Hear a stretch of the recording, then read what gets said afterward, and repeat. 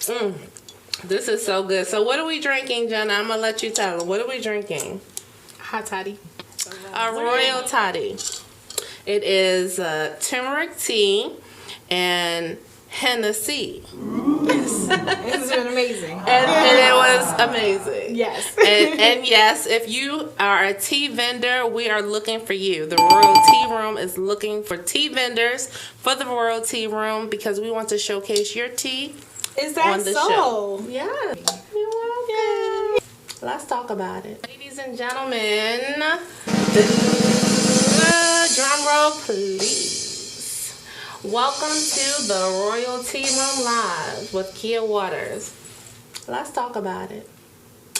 Today, we have a beautiful, extraordinary entrepreneur, person of interest here in Atlanta.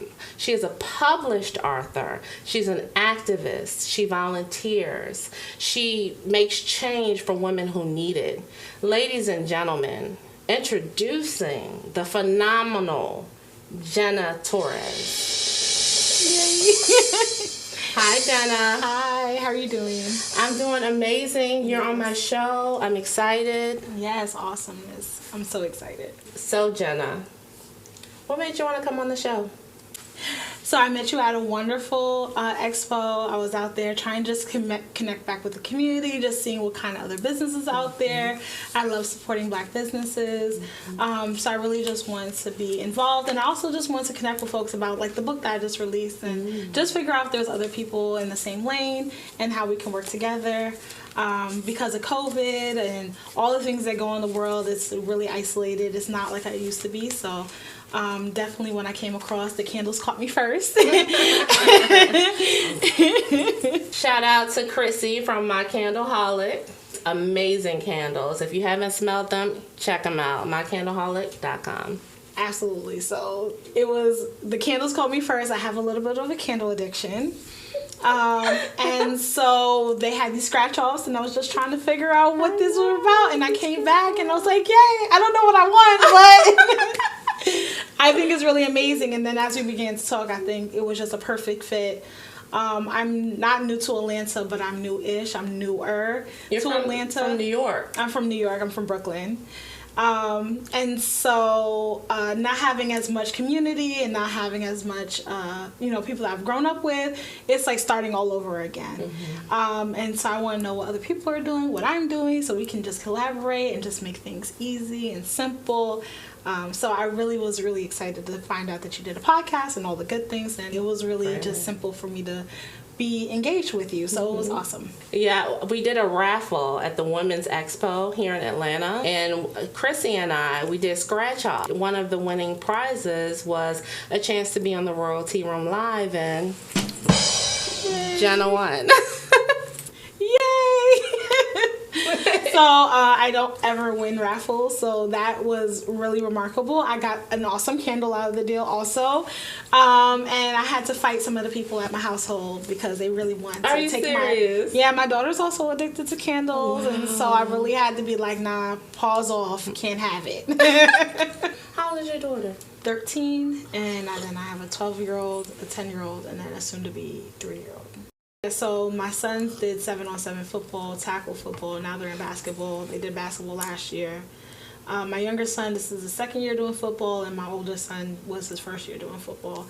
And they did great this season. So, yeah, we're just going to keep them busy and not destroy my household and keep all the peace. You're too tired to fight. I'm too tired to fight. It works out. And too tired to tear up the house. Too tired to tear up the each house. Other. Right. We just have harmony. And it's all harmony until it comes to my toddler. She wants all the smoke, all the problems. She takes her naps frequently, so she wants all the smoke. So. Oh, okay. So outside, she got energy. Yeah. She got time today. Yep, and so she runs the household. We just live in it. Oh my god! So yeah, I think each of my children are approximately a year and a half apart. Yes, the older ones. Yeah, so I had 3 under 3 at some point. Yeah, so I survived, and then my toddler came back, and I was like, ooh. I thought it was a joke. I had all the energy. I was going to school, dropping them to daycare, going to work, coming back and getting them, and still managed to have like a social life and all the things. And this toddler, I'm like, can we take a nap together? Together. Please. Right now. You go to sleep. Mama's tired. And so she just be doing whatever, and I just let her. Mama's sleepy. Yeah, my oldest kid was like, you would never do that. You would never let us do that. Walk me through the timeline, because, I mean, you're only 27, Jenna, and you've done so much. Like, I'm having trouble keeping up with the timeline. So walk me through the timeline from birth to here. Okay. I was with my mom who raised me. Her name was Randy. She kept me from the moment I was born up until her passing when I was 11 going on 12. My mom was bedbound. My mom had a lot of medical issues. My mother was also drug dependent, so she used different types of drugs. And she just had a lot of, I don't doubt that she was in pain. I don't doubt that she lived a painful life. But yeah, there definitely was not as much regulations and as much support for people who are bedbound or obese and have a drug dependency. Those two things don't really have a place to deal with both issues. You mean like with Medicare and stuff like that? No, just facilities. Like you're either going to deal with obesity or you're going to deal with a drug dependency. It's not really a place at that time that did both. Wow. And so my mom would go to different rehabs and try to deal with the weight and simultaneously deal with the drug dependency, and it was really, really hard. And so my mom unfortunately passed away when I was 12. She passed away actually December 22nd. So this year will make 15 years since my mom has passed. And after that, I stayed with my godmother, who was a woman who was also older, who took care of me. She lived in the building. She was my mom's friend. And I stayed with her, I would say, about 4 months. Okay. And at that time, I think that was really misunderstood. I was grieving my mom. I didn't really have a good closure with my mom. And so therapy wasn't helping. There really wasn't any saving grace. And so my godmother kind of threw her hands up and was like, look, I don't know what to do, and I just want to keep you safe. So she put me in foster care. Foster care, I went to a couple of homes. I ended up getting pregnant in August of 2008. September of 2008, that's when I was put into a therapeutic home. Nobody at that time knew that I was pregnant. And so... What is a therapeutic home? A therapeutic home is foster parents that go through intensive training to be able to deal with children who have had traumatic life experiences. And so she had been trained. Most of the homes that I've been to had been therapeutic homes, but she was one of the better ones that I've experienced in my life. And and so that's where I stayed. I have a question for you. Now, you mentioned your foster parent. Can you tell me what it's like, for those of us who wonder, you've turned out to be just such a phenomenal young lady. Can you tell me, how being adopted affected your life? So she's never adopted me. She's never adopted me, but not officially. So the interesting trajectory of my life, when I was really young, my mom who raised me was not my actual mom. She died before she was able to adopt me. And so once my mom passed away, I got put into the foster care system, and I stayed with maybe 2 homes before I found my long-term home that I was at. And when I got to her, I was pregnant, and she didn't know. And it was kind of just like destiny in a way, because when she finally figured out I was pregnant, I was probably almost 7 months pregnant. Really? I had a completely flat stomach, so it was really easy. I didn't have morning sickness. I got away with it for a long time. I see. So 7 months is absolutely too late for you to do anything about it. And so my foster mother, I remember going to a doctor, to a pediatrician. They were like, yeah, she's 7 months pregnant. And she just cried. And just sat there and cried. And, later on we got home, and she was like, I had all 5 of my children before I was 21. But I was married to a man in the Army, and it just was the way of life. And so she didn't shame me. She didn't make me feel bad. Oh, that's beautiful. She helped me make sure I was able to go to school. So On the days that I couldn't take the children, she made sure they had transportation, made sure that their clothes were laid out. She would help me get them ready in the morning. She would teach me how to raise the children so that they are not rambunctious, and that people will be willing to help me if you raise your children in a way where people are going to help you solicit with help. And they put you in this home called a therapeutic home. So she had went through training to deal with children who went through traumatic situations in life. She definitely just took her time and really just was understanding, and obviously I went on to have many more children in her household. And so I think she would always say that I'm like mild-mannered, and I still was stubborn, I still was a kid, I still did kid stuff, but it wasn't nearly as bad as I think it could have been.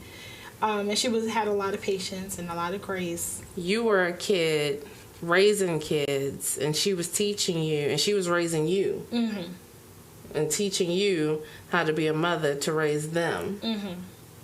That's amazing. Yeah. So I still go back to Brooklyn, and I still say hi to her, and I still go show her, and I send her pictures of the kids. Aww. And all the good things. And I stayed with her from when I was 13 all the way until I was 19, and then I got my own apartment.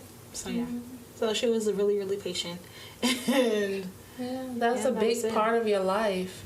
That's your adolescence and early adulthood. Yeah, so she definitely, it was never, she was never really disappointed. It was never any like, oh, I don't want to go home because she makes my life difficult. Right. It was never those experiences.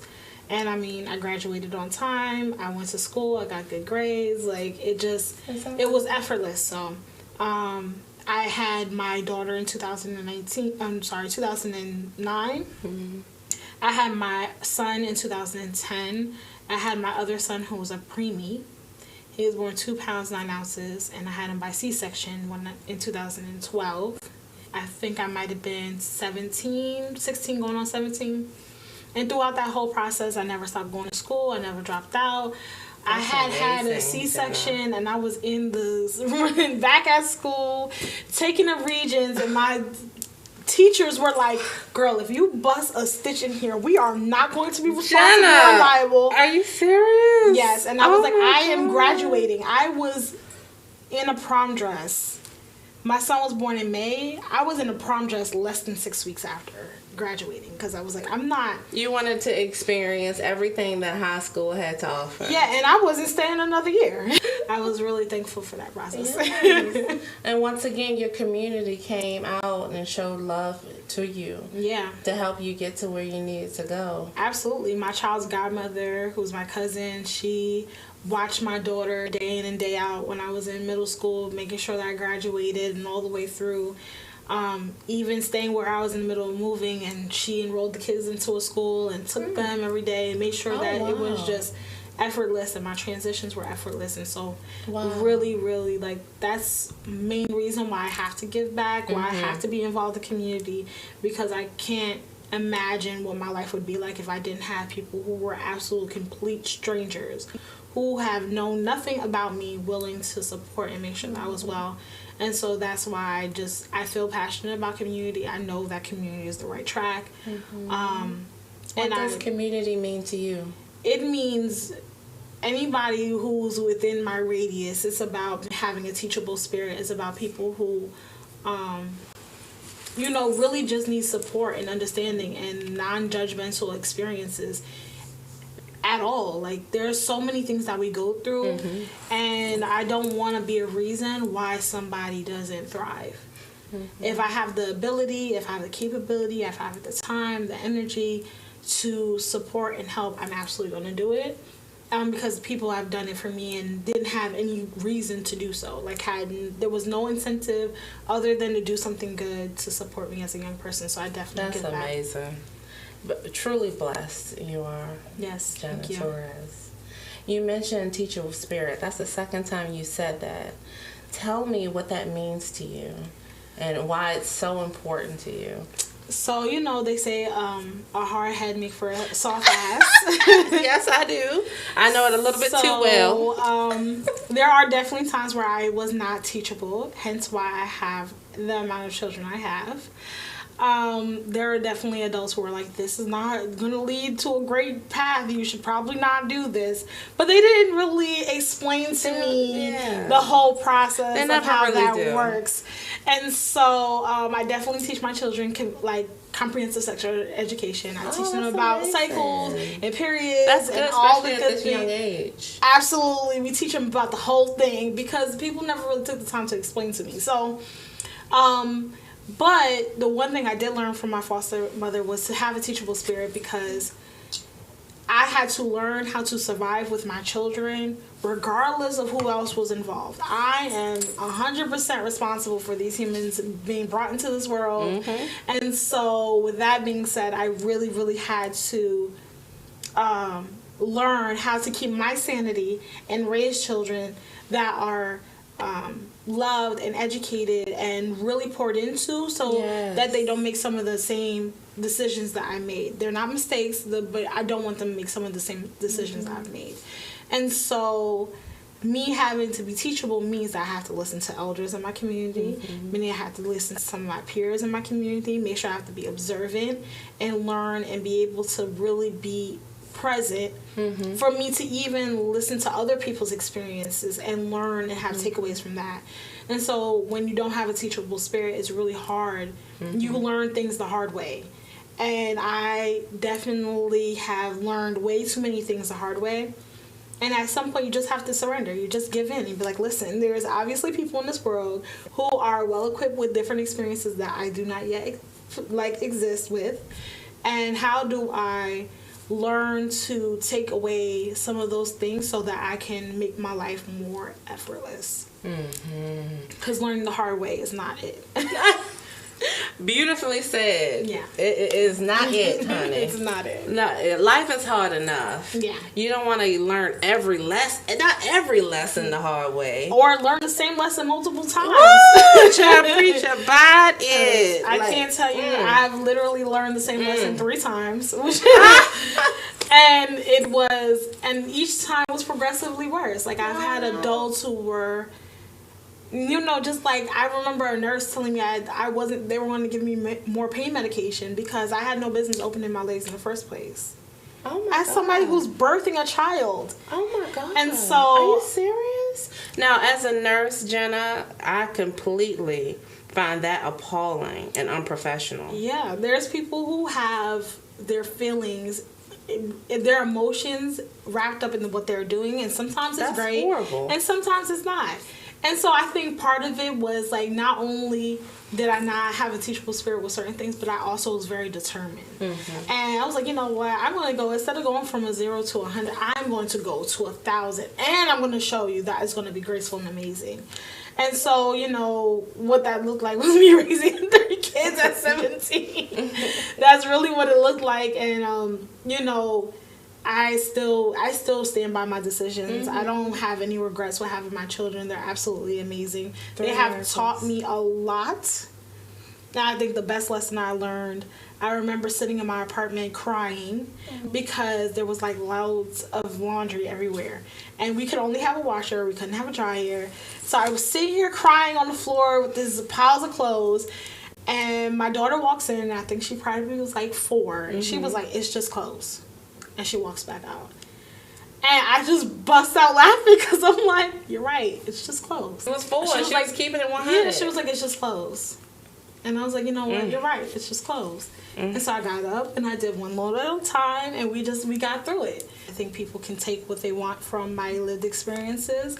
And I really hope that people take a lot from my lived experiences. And are just understand that it's not the end all be all. Like, you definitely determine your lived reality. You make that choice. And sometimes it's going to be really, really hard and really, really difficult, and you want to give up. Yeah. But ultimately, like, you are in power about how you decide to navigate life. And I can blame a lot of things on my experiences and the things that I've experienced. in life, but that's not going to solve anything. I've still experienced those things. I still am who I am today. I can blame a lot of things and a lot of reasons on how I came to be, but I definitely don't think it's a blame. I think it's just motivation. Yes. I could have been anywhere else in the world, but I definitely believe that my life story is divinely ordained, has been planned out, because there's things that I truly don't believe that I should have survived, and I did anyway. There isn't a lesson in that. I don't know what else to tell. So for me, I don't take that for granted. As much as I can get upset and frustrated with life, I definitely know when I sit down and I look at my poetry and I look at the things I've written and the places I've been, I know for a fact that there is a reason, a purpose as to why I have to do the things that I do. The path that you've been on, Jenna, it's so powerful, and how you've come across just so positive and, you know, and supporting others. It just shows just how, just because you come from someplace that is ugly and tries to beat you down, and, you know, and all the opportunities are taken away from you, you still can come in and turn into a very positive person with you know, amazing opportunities ahead of you, and be a great, powerful person that not only supports yourself and you're able to stand on your own 2 feet, but to support others. Yeah, absolutely. What would you say to a young woman, which I'm sure you have had, what would you say to a young woman who has been in the sex work industry and they feel like they don't have any choices and any more options in life, and what would you say to them? You know, I don't really know what I would say to them as far as because I don't have to live their life. I don't know what that looks like. I know that where I met them at, I can be a support system if they want to talk and want to be in a space of understanding. I can teach them to be safe and give them the tools to be safe. But I definitely don't influence folks to be in the industry, especially because of what I've experienced. And also, just to be completely honest, the sex industry was the place that I experienced the least amount of violence, the least amount of harm. Really? I mean, I've experienced way more harm in regular 9-to-5s than I have in the sex industry. And so, you know, my experience in the industry is not a terrible one. There has been terrible moments, as in every other job that you work ever. But I also know that for me, it's not a sustainable way of life. It wasn't my path to be there forever. And so I advocate. I'm part of an organization called Lysistrata Mutual Care Collective, where we do direct services to people in the industry. We educate people about the differences between people in the sex work industry and people who have been have human trafficking experiences. How those things often run parallel to each other, but they are not the same. And when we talk about autonomous choice, there is no autonomous choice in anything you really do. It's you're working because you need to pay bills. And if people had an autonomous choice, I don't know how many people would show up to their job every day. And so I guess if you look at it like that, yeah, so I think my power really comes in of explaining folks how I ended up, what that actually looks like. And encouraging people who do have resources and other organizations to be non-judgmental, to release stigma, to actually honestly help and support people. And that means around housing, around equity, around making sure that people have access to health care and everything else that you can possibly need, because a lot of people who are in the sex industry do it because they need a place to live, because they need health care. There's a lot of disabled folks who are doing sex work because they can't afford their lifestyle. Have you met any? Oh yeah, there's lots of people who have physical, invisible, whatever kinds of disabilities that folks may experience. Because then it makes it hard for them to work, so they work because of how the system is set up. So it is a actual real life look at what it means when systems think that they know what they're doing and they don't. And so I can see then there's some people who do sex work because they are empowered and want to do it, and that I And applaud that's you. The That's autonomous part. Yeah, that's not me. But but those who do, I wish them all the best, and I just want them to be safe and do whatever it means for folks to be well. But I do know there's people who do survival-based sex work, which means housing, it means resources, it means whether they're going to eat tonight. That's the people that I interact with the most. And stigma is the number one reason why people don't get the services that they need or want. And so just empowering people like social workers to be able to have knowledge about what it looks like in real life, not based off a textbook, not based off a human trafficking standpoint. While that is true, people are experiencing human trafficking, that is not my experience, and it hasn't been the experience of other people.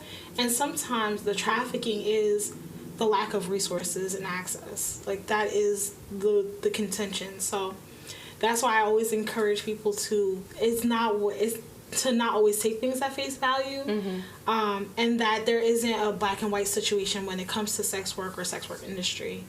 And so that's really what a lot of my poetry has been about. That's a lot of what my advocacy has been about. Because when I tell people my story, you can have a lot of fault and a lot of blame on a lot of people, but ultimately what it meant was, how did you support me, and how could you have impacted my life in a way that wouldn't even had been a choice in the first place. Exactly. So I like how you make the distinction between autonomous sex work and being sex trafficked. Yeah. I like the way that you made that this distinction. And you said that autonomous sex work is when the woman decides that I'm going to work in the sex industry because, like you said, society, I have to pay bills. Yeah. I have this disability. I have, the 9-to-5s won't hire me. I have a record. Yeah. So I'm going to turn to sex work, and I'm making this decision to do it. Yeah, and even and then it's when we talk about a choice, it's a subjective choice, because it's other things at play, and there's lots of people that participate in the sex industry. It's not just women, and so it's who is getting put on the face of sex work and how people are discussing it versus the reality. And I think that a lot of people don't understand there's a spectrum of people in the industry. It's legal forms of sex work, there's illegal forms of sex work. There's porn industry, there is stripping. And depending on who you are, you might consider yourself to be in the sex industry, you might not. It just really depends on your perception and how you identify yourself.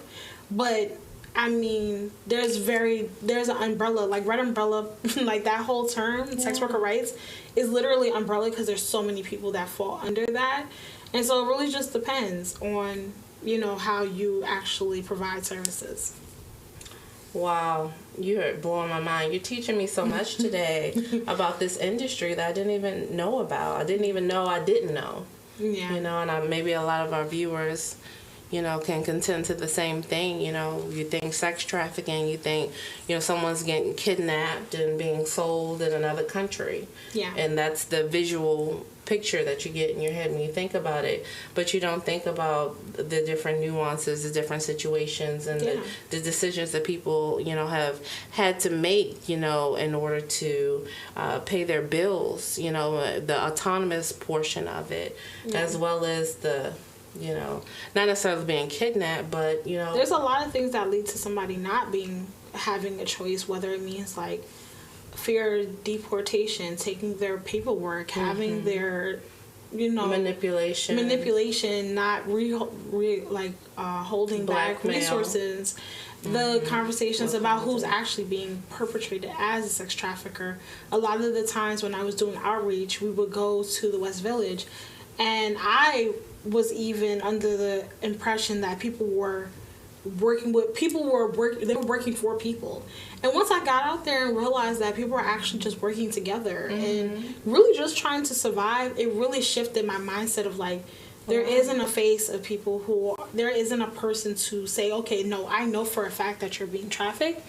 It's not a face, there's not a telltale sign of like what that looks like. You really have to discover that through talking, through outreach, through harm reduction, through having community events, having places where people feel seen and heard and be able to talk about their experiences. Because if I had not done the writing workshops that I did with our nonprofit at the time, I definitely would have still had the impression that people get kidnapped and taken. And Right. so it really is through conversation and allowing people to be themselves and create the safety that you realize actually it's really nuanced, and it's a very much a gray area.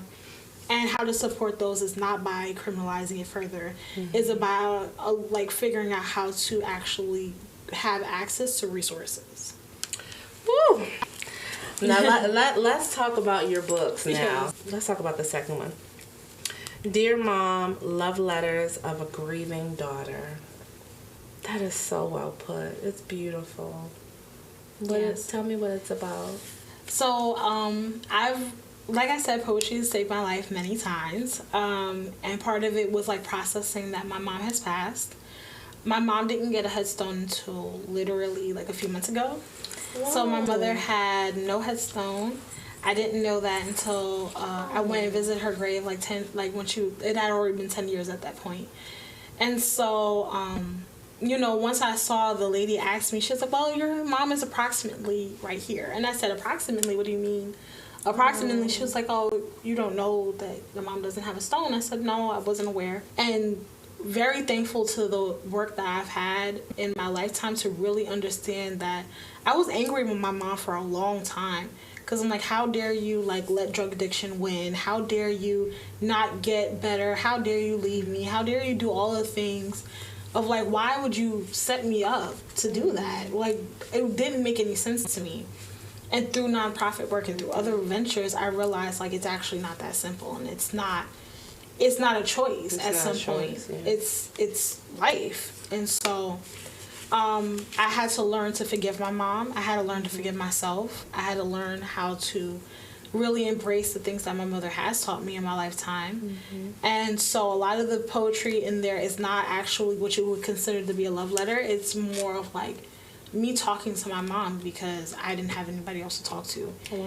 And it meant some of those letters are angry, like, how dare you, like, leave me? Wow. How dare you, like, do those things to me and then allow other people to do things to me because you're not here to protect me. Right. And then it does come a point, I think, once I went back to her grave and I started going more frequently. Anytime I would visit New York, I would make it a point to go. It was like grounding the fact of, like, your mom is not here and you cannot blame her for anything that has existed after her passing. Like, you cannot blame her for that. You also had to take accountability in your decision making. And so what does it mean for you to really honor that even though she's taught you really difficult lessons, that she has taught you survival amongst all the things. And so if it had not been for her, you could have been wherever else in life. I also have a letter in the beginning of my book that explains I found my biological mom when I was 22 by way of a DNA test and a third cousin who led me to her. Oh, wow. And so because foster care agencies definitely did not do the job. They're pretty hush-hush about that, aren't they? There's a whole theory, but essentially my mom's name is spelled wrong in my foster care records. Oh, wow. It's like, oh, somebody is trying to prevent me from meeting this lady. And so I show up and she's like a 4'10" lady who's like little itty bitty, and you know, she's from Puerto Rico, she speaks Spanish, she's like amazed because I'm her last child. She has 5 children. Oh, wow. And so none of us were raised with her, and it was just trying to figure out, put the pieces to the puzzle, like, who are you? You're a stranger, but you're my mom. And so I put a little forward in the book that for those who do know that I found my mom, this is not the book about her at all. Okay. And then for those who didn't know that I found my mom, well, now you know. And this book still isn't about her. This is about my mom who raised me. And I didn't know that my mom wasn't my biological mom until after she passed away. What? Yeah. And I mean, I could have guessed because my mom who raised me was a Jewish lady with blue eyes and blonde hair. I could have guessed. But You didn't really know. No, She passed away when you were 11. Yeah, and my dad is my biological dad. 19, you were doing so much. Yeah. Wow. You know, you were helping grown people. You were helping college students. You were helping people who needed your help. Yeah. And I recently found out that I wrote an article in 2015 about my experiences of going through the human trafficking intervention court, and how it actually derailed me from going to college and a lot of things that I wanted to do, because they told me what I needed versus listening to what I actually wanted and needed. And I recently had somebody come to me and was like, yeah, I still teach that article in my class. And I was like, huh? And she was like, yeah, I still use that as a reference in my class. And I couldn't believe it, because I was just like, it was like the furthest from my thought. And I was like, I didn't realize this article that I written in 2015 was still going to be relevant today. Wait a minute. An article that you wrote in 2015 is being used in a college course? Yeah. How old were you in 2015? Yeah, I think I was like 20, maybe. And yeah, the article was on my experiences in the human trafficking intervention court, and like actually what led me into sex work, how I got caught and why, and what it meant for me to actually have to go to a diversion program versus continuing with college, because people don't believe that circumstances is also a trafficker. Right. And that capitalism is a trafficker. They don't believe that. So they're like, who did it? And it's like, it's not a who, it's a what. It's a circumstance. And like, who's going to hire a 17-year-old that is going to make money that supports 3 children? That's not a thing. No experience, just graduating out of high school. And I mean, me just making it out of high school on time with 3 children is a miracle in itself. So, you know, it just wasn't. I think there could have been better intervention if that's what they had wanted to do, as opposed to being like, no, you're a victim and we're now going to like tell you what it is that you need to do to keep you safe. But really it was about ego and like people's morals that had nothing to do with me. Exactly. Yeah. They built a system, and those people in charge put you in a box and run you through that system. Yeah. No matter what unique circumstances that you have or what led you to be in that circumstance, it doesn't matter. They see a woman and she was in a sex trafficking situation, however she got there, and so now she's going to go through this program. Right, and I think I frustrated a lot of people. My lawyers, who were amazing regardless. My lawyers, a lot of advocates, because they wanted to give me that narrative, and I have my own narrative, which is I don't want young people to be in the sex industry, but that also means that if I don't want that to be a thing, then I then have to supply people with the things that they need and the resources that they need, because it's an and or. It's if I can't offer somebody equal to or better than what they're currently getting on their own, then I don't stand a chance. You know, I am a little sad about the situations surrounding my college, but ultimately I think that it just pushed me into like more of what I was supposed to do anyway. What you were supposed to do. So I'm not that upset. What you were meant to do. Yeah. It pushed you into your destiny. Right. Can you tell me about the first book you've ever wrote, the poetry?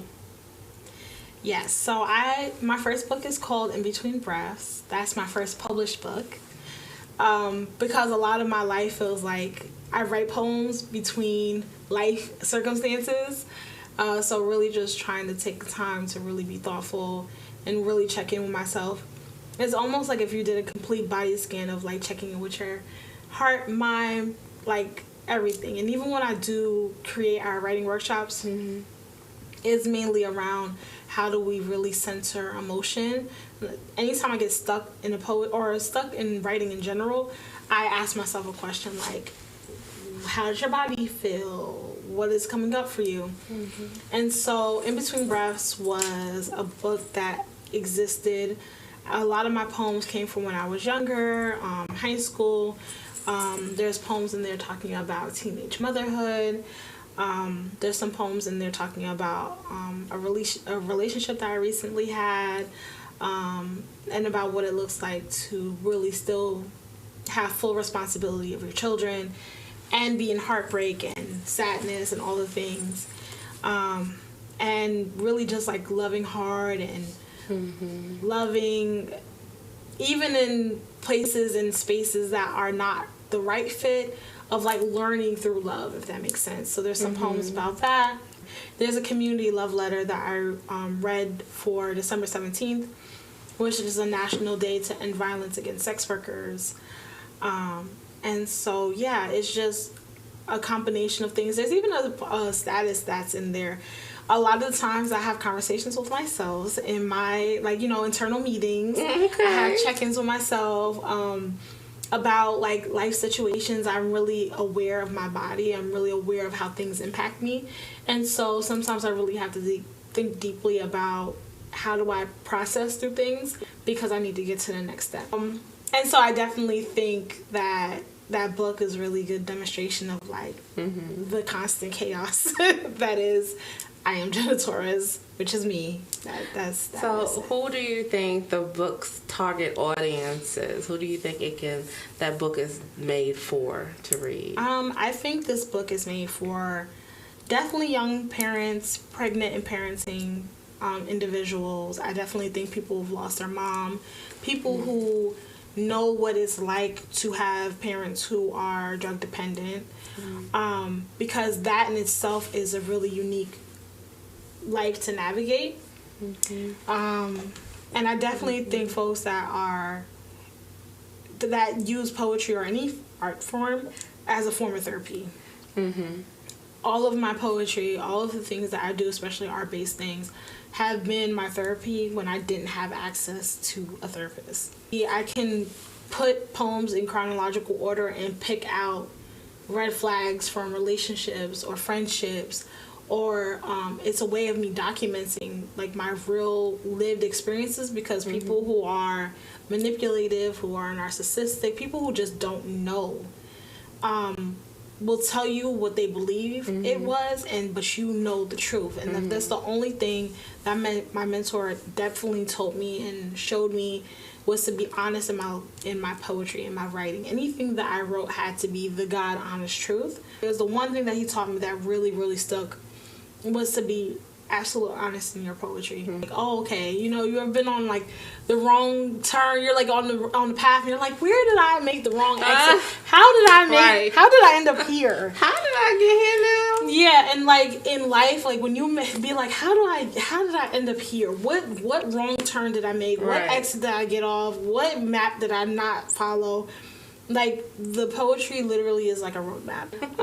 So yeah. So that's what my poetry is about. You think your poetry can definitely help other people process through their different parts of their chaos in their life as well? Yeah, I hope that people, even if you're not poetic, as most people like to say that they're not, even if you're not poetic, I definitely think just journaling, writing down your dreams, writing down your aspirations, the things that you want to exist in the future, manifestation. I think all of that is therapeutic, because a lot of times we live inside our mind.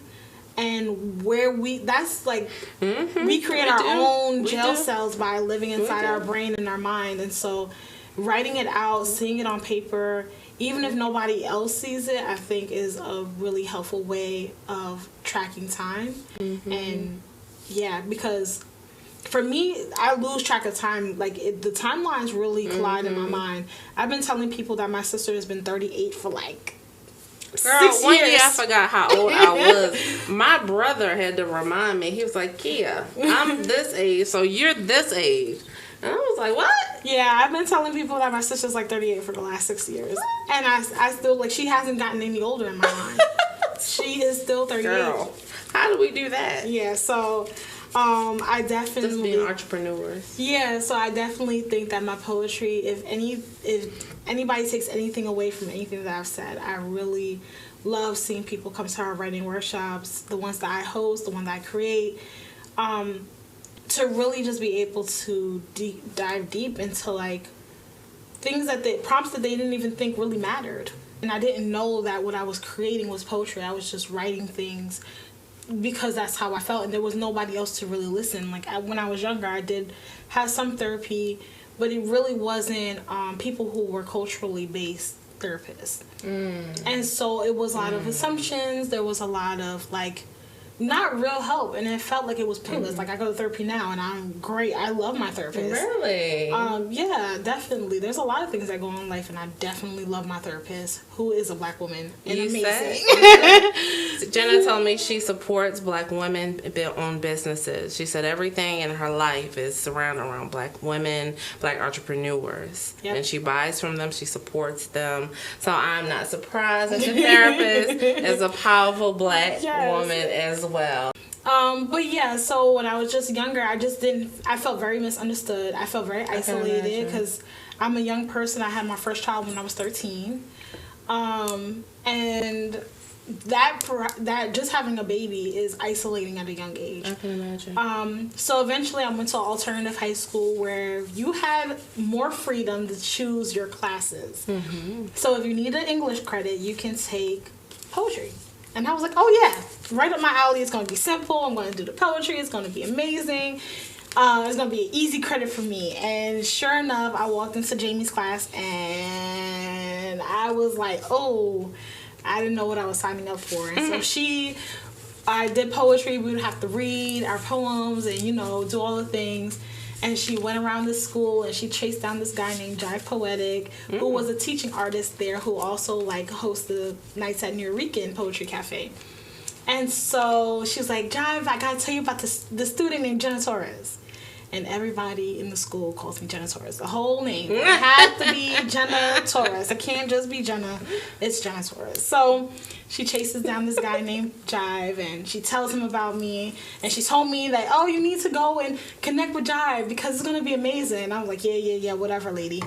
I got kids. I don't got time for this. So, I walk. And I'm like, I don't have time for it. The next day, she's like, did you talk to Jive? No, I didn't talk to Jive. You need to go talk to Jive. Okay, whatever, Jamie. I'll go talk to Jive. Next day, do the same thing. Just go home. Don't even think about it.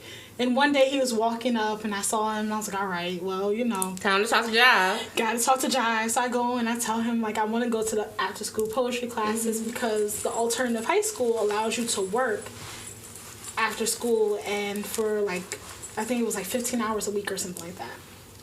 And so we're able to have a job while we're at school. And if I could do a job while doing poetry, why not? Why not? So I started going to his classes, and he's like, oh, Jenny, you're going to do real great. You're going to do great.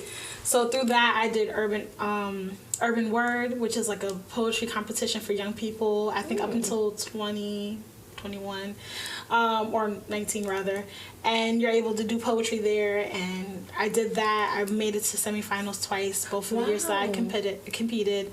I went to their open mics for young people. I read at the New Rican on Wednesdays and Fridays, and he introduced me to all the great poets. I got to meet people like Patricia Smith and Mahogany L. Brown and just amazing poets. And so just having that community of being able to listen to other people who have experienced various things in their life, realizing that I wasn't alone, and also realizing the power of storytelling in itself. And so when I did get arrested when I was 17, they let me out, and the first place I ran to was New Rican because I was like, I don't have no family, I don't have no parents. That was your community. I was like, this is my community. And God rest his soul, A-Train was a poet that was there. Jive wasn't. A-Train was there. I showed up and I was like, hey, A-Train, I got something to tell you. And A-Train was like, what happened? And I was like, I got arrested. I just got out of jail. I don't know what to do. I don't have no money. I don't have no ID. I don't have nothing. And he was like, all right, calm down. Here's a phone. Call whoever you need to call. And he waited at the Dunkin' Donuts that was around the corner with me. And yeah, it was just one of those things. And I would not be able to go to my dad and tell me that, or my foster parent and tell me that.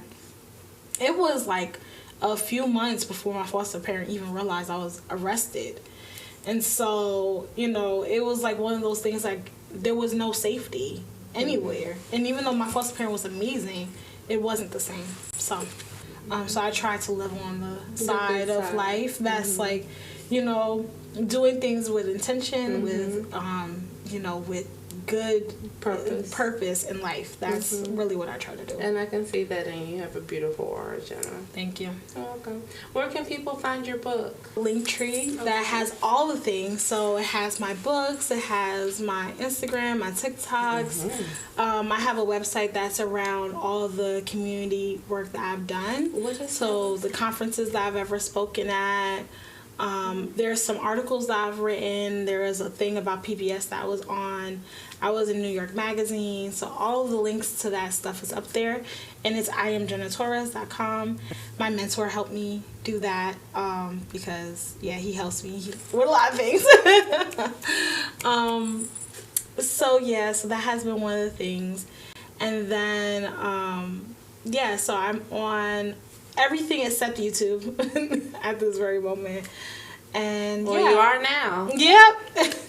My hope is that I will continue through the different adventures. I sit on the board of Lissa Strada Mutual Care Collective. I work with an organization. Our co-op is called Dandelion Medicine Liberation, or DML.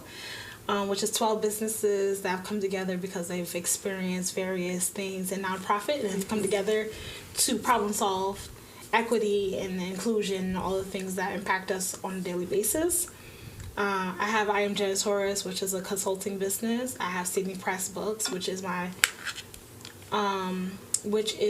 publishing company. I have this idea of envisioning Ebony, which is also called Blossom Lounge, which is, I'm hoping to open like a community center. Ooh. That's going to be around healing and art and direct services. And so we're looking for space and investments and all the good things. And so, and I just love being a part of communities. I love being able to offer my expertise and directing people where they need to go. I have a Post-it note on my wall that says, be the bridge and not a gatekeeper. So anything that I have access to and knowledge to, people are free to participate in, because I like community, connecting and bridging communities together. That's the only way that we're really going to survive like oppression and all the craziness that goes on in the world. That's true. That's amazing. And you're only 27, Jenna. You've done so much. You're a part of so much. Your substance is so deep and so rich within you. Girl. Yes, we're working it out. Girl. Together. Substance goals. Yes, we're working it out together. Like, just amazing. You're just profound at just 27.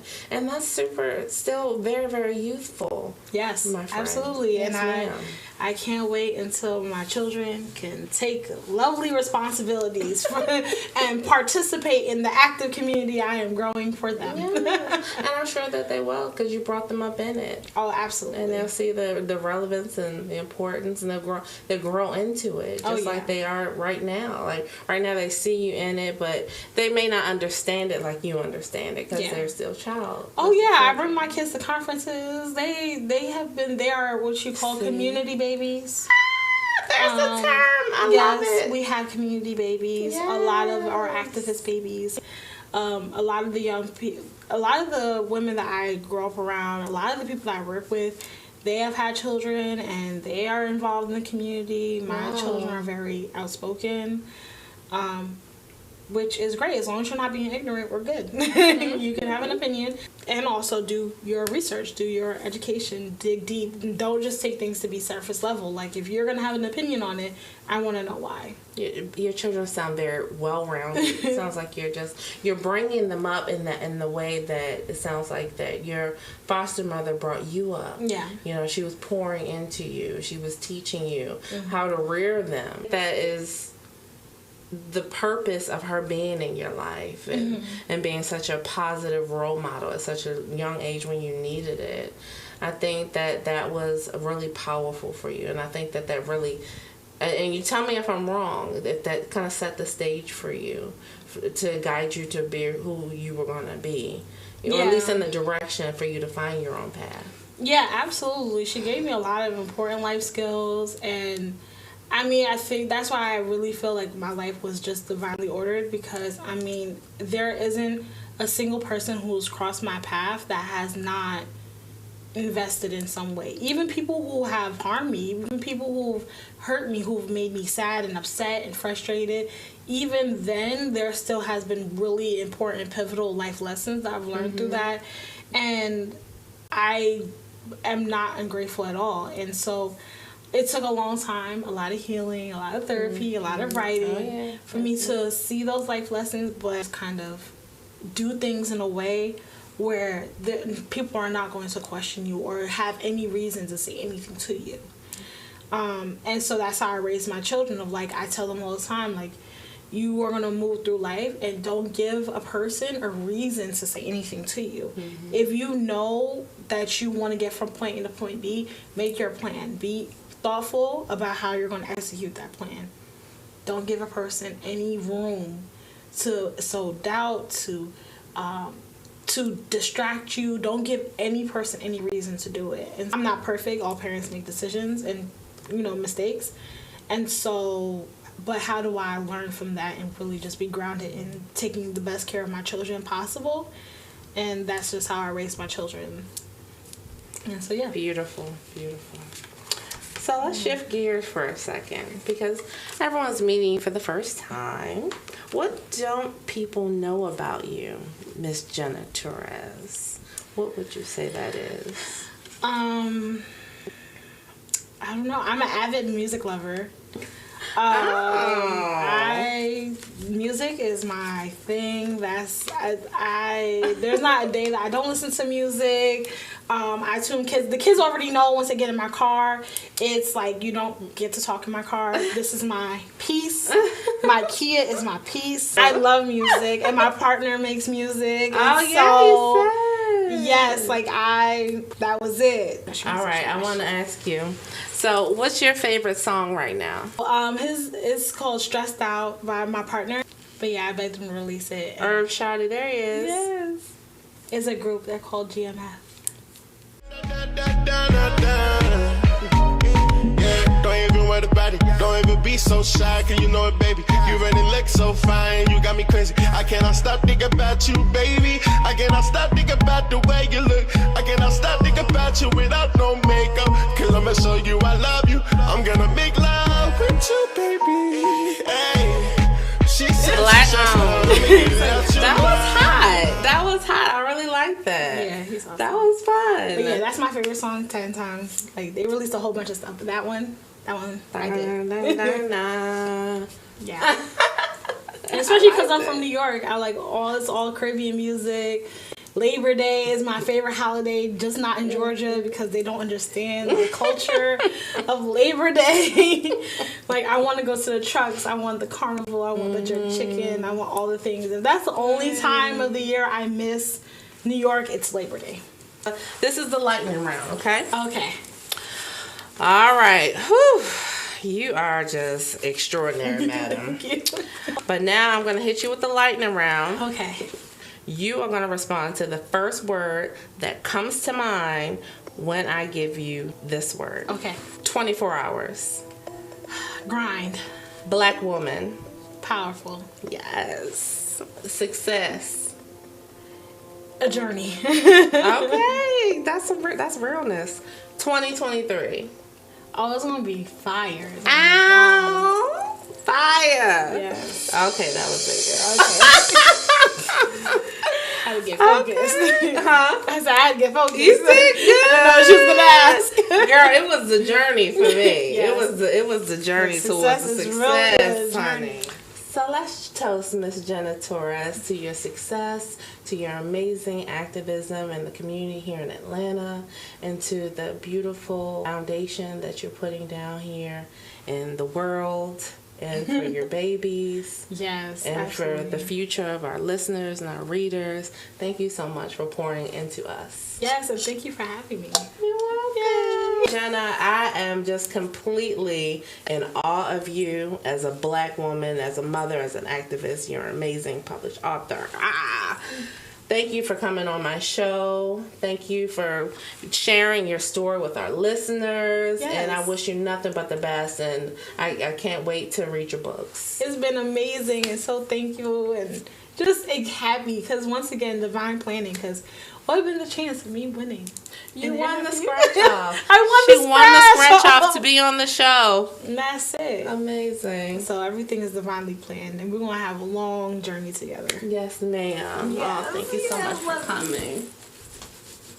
Thank you so much, guys, for tuning in to the Royalty Room Live. Thanks for joining us, and we'll see you next You time. got me crazy. I cannot stop thinking about you, baby. I cannot stop thinking about the way you look. I cannot stop thinking about you without no makeup. Cause I'ma show you.